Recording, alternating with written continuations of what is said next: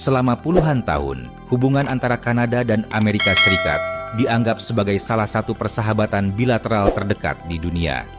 Kedekatan geografis, keterikatan ekonomi, dan pertukaran budaya telah menjadi pondasi yang mengikat kedua negara. Salah satu simbol nyata dari hubungan ini adalah arus wisata yang mengalir deras antara keduanya. Warga Kanada yang terpesona oleh gemerlap kota-kota Amerika, pantai berpasir putih, dan landmark ikonik selama ini menjadi sumber pengunjung internasional terbesar ke Amerika Serikat. Mereka menyuntikkan lebih dari 20 miliar dolar Amerika Serikat per tahun ke ekonomi Amerika. Namun, beberapa tahun terakhir, hubungan ini mulai retak. Ketegangan politik yang memanas, terutama di era kepemimpinan Donald Trump, telah mengubah segalanya. Gelombang boikot wisata dari Kanada ke Amerika Serikat pun tak terhindarkan, meninggalkan luka ekonomi dan budaya yang dalam. Dari persahabatan ke pertikaian. Sejarah mencatat bahwa Kanada dan Amerika Serikat memiliki hubungan pariwisata yang saling menguntungkan. Jarak yang dekat, bahasa yang sama, dan sejarah yang berkelindan membuat perjalanan lintas batas menjadi hal yang lumrah. Pada 2019, tercatat lebih dari 20 juta kunjungan warga Kanada ke Amerika Serikat. Mereka berbondong-bondong ke Florida untuk menikmati sinar matahari, ke New York untuk merasakan hiruk-pikuk kota besar, atau ke Tennessee untuk menelusuri jejak musik country di Nashville. Florida saja, sebelum pandemi, kedatangan 3,5 juta wisatawan Kanada setiap tahun. Sementara Tennessee, dengan daya tarik seperti Lower Broadway, Dollywood, dan Tennessee Whiskey Trail, menggantungkan sebagian dari industri pariwisatanya yang bernilai 24 miliar dolar Amerika Serikat pada pengunjung Kanada. Tak hanya wisata belanja atau liburan, hubungan ini juga mencakup kunjungan bisnis dan pertukaran pendidikan. Ratusan siswa sekolah menengah Kanada, misalnya, rutin mengadakan perjalanan ke New York City untuk belajar sejarah dan budaya. Sterling Morris, pemilik hotel di Maine yang berdekatan dengan perbatasan New Brunswick, mengenang masa kejayaan itu. Selama 50 tahun, kami menjamu keluarga-keluarga Kanada dari generasi ke generasi. Mereka adalah napas bisnis kami. Era Trump, percikan api yang membakar. Segalanya berubah ketika Donald Trump terpilih sebagai Presiden Amerika Serikat pada 2016. Kebijakan America First yang diusungnya menekankan proteksionisme, memicu ketegangan dengan Kanada. Pada 2018, Trump mengenakan tarif 25% pada impor baja Kanada dan 10% pada aluminium dengan alasan keamanan nasional. Langkah ini ditanggapi dingin oleh Perdana Menteri Justin Trudeau yang menyebutnya penghinaan. Ketegangan memuncak dalam KTT G7 di Charlevoix ketika Trump secara terbuka mengecam Trudeau sebagai lemah dan bahkan secara kontroversial menyebut Kanada layak menjadi negara bagian ke-51 Amerika. Meski pernyataan Trump dianggap sebagian orang sebagai candaan, dampaknya serius. Survei Pew Research pada 2019 menunjukkan hanya 39% warga Kanada yang memandang positif Amerika Serikat turun drastis dari 65% pada 2016. Gerakan seperti tagar boikot US merebak di media sosial, mendorong warga Kanada mengalihkan anggaran liburan mereka ke destinasi lain. Sentimen ini semakin menguat pasca 2020 ketika pembatasan perjalanan akibat pandemi dan sengketa kebijakan vaksin menambah daftar ketidakpercayaan.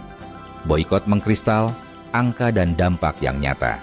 Pada 2025, efek kumulatif ketegangan ini terlihat jelas. Data resmi menunjukkan pada Februari 2025, perjalanan udara dari Kanada ke Amerika Serikat anjlok 13% dibandingkan tahun sebelumnya.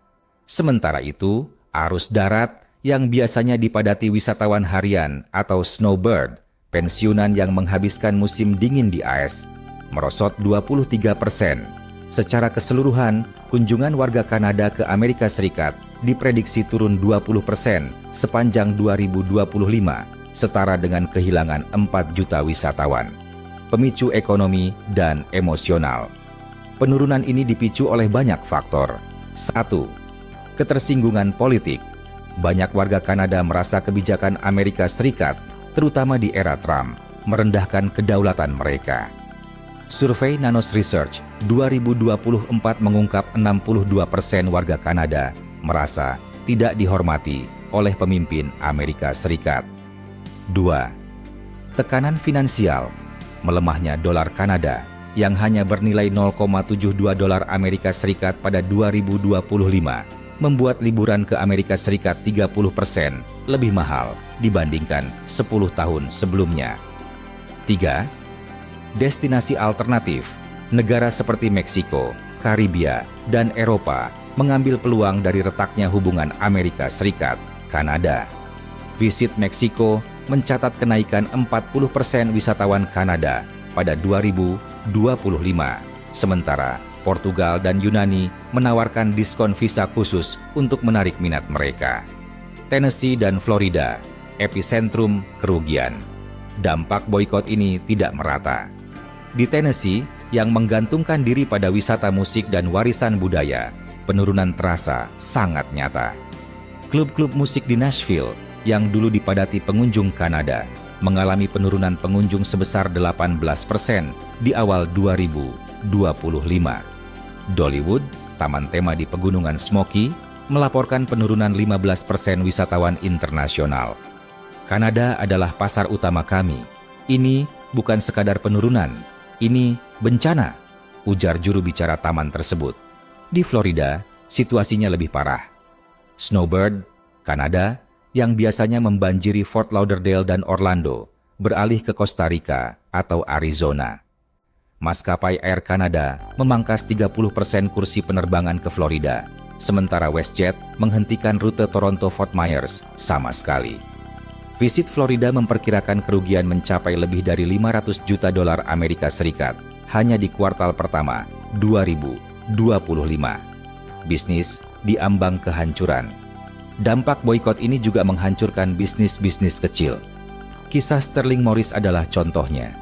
Hotelnya di Maine, yang dulu 90% pelanggannya berasal dari Kanada, terancam tutup setelah 50 tahun beroperasi. Dulu ada pernikahan, hari jadi. Sekarang hanya keheningan, keluhnya.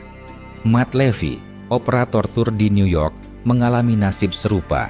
Pendapatannya dari kelompok siswa Kanada merosot dari 35.000 dolar Amerika Serikat menjadi hanya 5.000 dolar Amerika Serikat per tahun.